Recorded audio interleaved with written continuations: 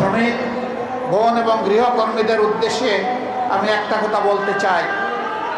আমাদের প্রতিপক্ষ আমাদের বিরুদ্ধে অপবাদ ছড়ায়, জামাতে ইসলামী ক্ষমতায় গেলে মহিলাদের আর কোনো কাজ করতে দেবে না, ঘর থেকে বের হতে দেবে না।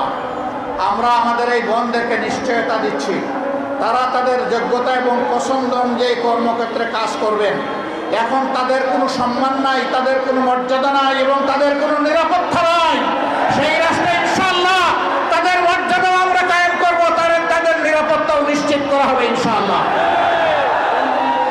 নারী পুরুষ সকলে মিলে স্ব কর্মক্ষেত্রে দেশের উন্নয়নে, দেশের স্থিতিশীলতায়, গতিশীলতায় আমরা সবাই মিলে ইনশাআল্লাহ অবদান রাখবো।